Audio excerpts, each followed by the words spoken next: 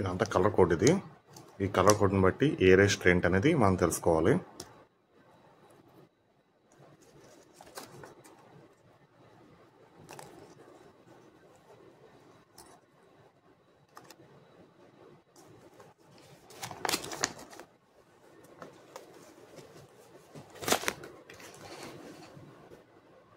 ఇక్కడ ఇచ్చిన డ్రాయింగ్ ప్రకారం ఈ సర్క్యూట్లు అన్నీ మనం కాంపోనెంట్లు పెట్టుకోవాలి.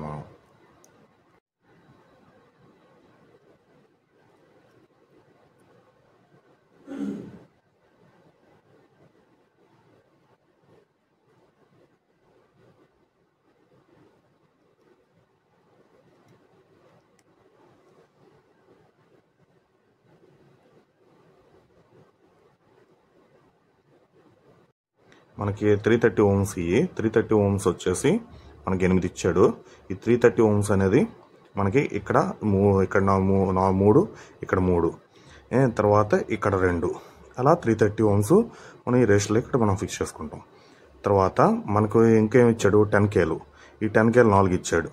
10Kలు ఎక్కడెక్కడ అంటే మనకి ఇది పిఎఫ్.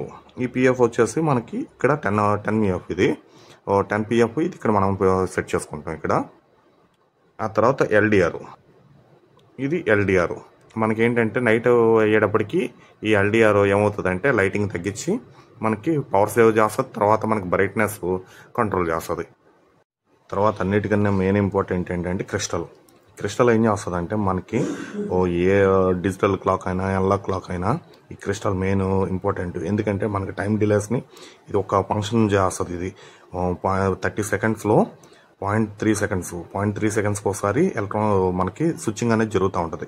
ఆ స్విచ్చింగ్ జరిగిన దాన్ని బట్టే మనకి సెకండ్స్ అనేది చేంజ్ అవుతూ ఉంటుంది. సెకండ్స్ నుంచి మినిట్స్ నుంచి అవర్స్. ఇదంతా దీని వల్లే జరిగేదంతా క్రిస్టల్ వల్లే. ఇంకోటి ఏంటంటే ఇది టెంపరేచర్ సెన్సార్. ఈ టెంపరేచర్ సెన్సార్ అనేది ఏంటంటే మనకి ఇక్కడ డయాగ్రామ్లో చూపించినట్టుగా ఎంత టెంపరేచర్ అనేది, రూమ్ టెంపరేచర్ ఎంత ఉన్నదని చెప్పడం కోసం ఈ టెంపరేచర్ సెన్సార్ అనేది వాడతాం మనం.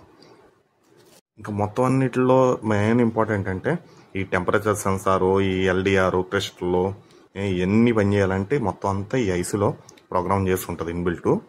దీన్ని బట్టే మనకి పని చేస్తుంది. ఇది మనం ఇప్పుడు చేసుకునేది మనం ఈ వుడెన్ మినియేచర్లో వుడ్తో దీని బాడీ, దీని స్ట్రక్చరు, ఈ ఎలక్ట్రానిక్ బోర్డు లోపల ఉన్నా కానీ మనం వుడ్తో తయారు చేసుకుందాం. ఎలా ఉంటుందో ఫుల్ వీడియోలో చూద్దాం మనం.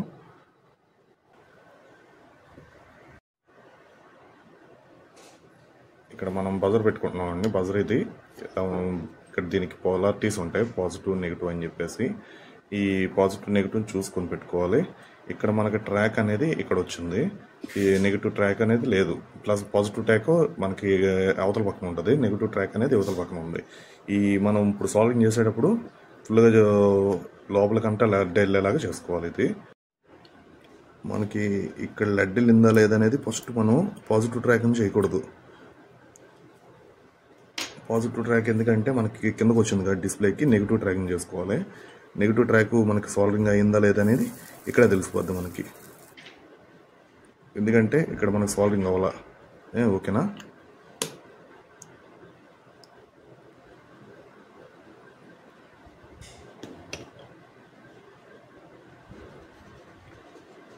మనకి ఇక్కడ కూడా సాల్వింగ్ అయ్యే ఉంటుంది. ఇది కంటిన్యూటీ చెక్ చేసుకున్నాం మన తర్వాత.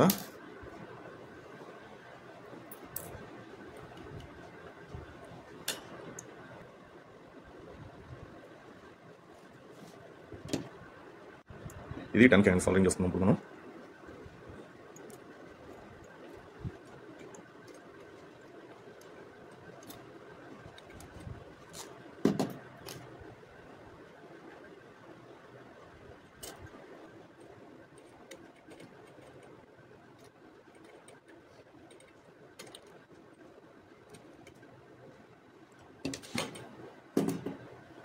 ఇక్కడ మనకి నెక్స్ట్ పెట్టుకోవాల్సిన థర్మిస్టర్.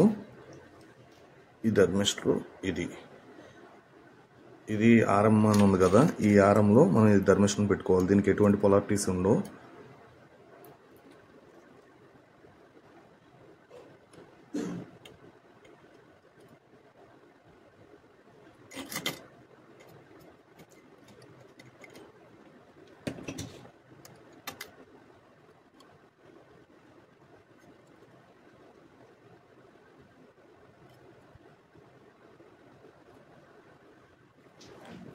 తర్వాత ఈ డైమెన్షన్ అయిపోయిన తర్వాత ఇక్కడ మళ్ళీ 10కి రెస్ట్.